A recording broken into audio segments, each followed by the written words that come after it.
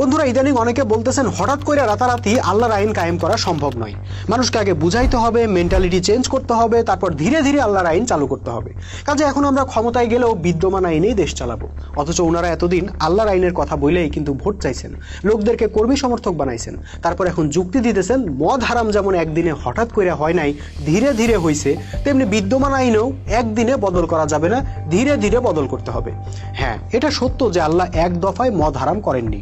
প্রথম দফায় মদের ক্ষতিকর দিক বুঝাইছেন, দ্বিতীয় দফায় সীমিত নিষেধাজ্ঞা দিয়েছেন, তৃতীয় দফায় পুরোপুরি হারাম ঘোষণা করছেন। কিন্তু ভাই, রাসূল সাল্লাল্লাহু আলাইহি ওয়াসাল্লামের যুগে এই মদ নিষিদ্ধের পুরো প্রক্রিয়াটা শেষ হইতে কত বছর লাগছে? বছর খানেকও লাগে নাই। বাট আপনারা আল্লাহর আইনের কথা বলতেছেন 80 বছর যাবত। ইয়েস, 80 বছর। রাসূল সাল্লাল্লাহু আলাইহি ওয়াসাল্লাম মাত্র বছর খানেকের মধ্যে জনগণকে মদ নিষিদ্ধের পক্ষে প্রস্তুত করে ফেললেন, আর আপনারা 80 বছর যাবত জনগণকে আল্লাহর বিধানের পক্ষে প্রস্তুত করতে পারলেন না।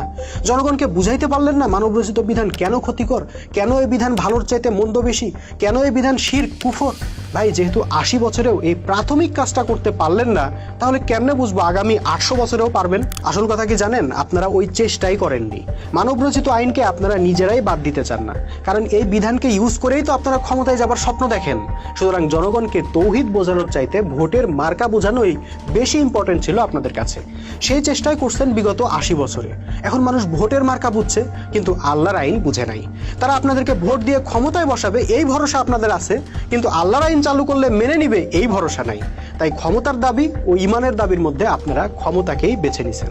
আমি শুধু ভাবতেছি আপনাদের সঙ্গে তো হাজার হাজার কর্মী সমর্থক আছে যারা সত্যি সত্যি আল্লাহর আইনের জন্য সংগ্রাম করছে, রক্ত দিছে, অর্থ দিছে, গাল মন্দ অপমান সহ্য করছে।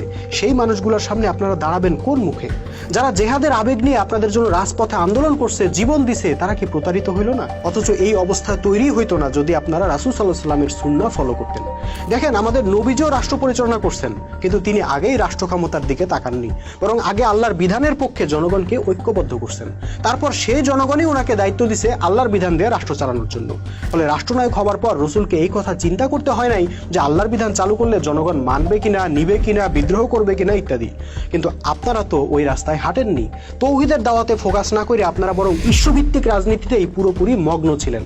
ভাই, যে পরিমাণ সময়, শ্রম, এনার্জি আপনারা রাজনৈতিক ইস্যুগুলোতে মগ্ন থেকে খরচ করছেন, তার অর্ধেকও যদি আল্লাহর বিধানের দাওয়াত পৌঁছাইতে খরচ করতেন, তাহলে এদেশের মানুষ গত 80 বছরে আল্লাহর বিধানের পক্ষে সবাই ঐক্যবদ্ধ হয়ে যেত। ইসলামী জীবন ব্যবস্থার পক্ষে পুরো দেশের জনমত গড়ে উঠত। তখন আর আল্লাহর আইন চালু করতে এত ভয় পাওয়া লাগতো না। কিন্তু আপনারা কি করছেন?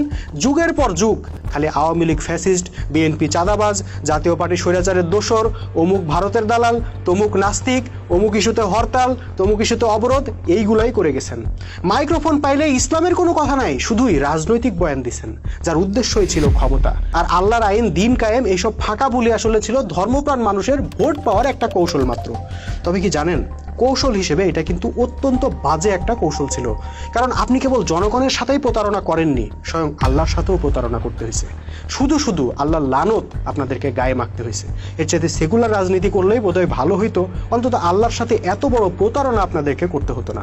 যাই হোক প্রিয় বন্ধুরা, ভিডিওটি কেমন লাগলো অবশ্যই আপনাদের মতামত জানাবেন, এবং পরবর্তী ভিডিও দেখার জন্য চ্যানেলটি সাবস্ক্রাইব করে রাখবেন, পেজটি ফলো করে রাখবেন। সবাইকে আল্লাহ হাফেজ, আসসালামু আলাইকুম ওয়া রাহমাতুল্লাহি ওয়া বারাকাতুহু।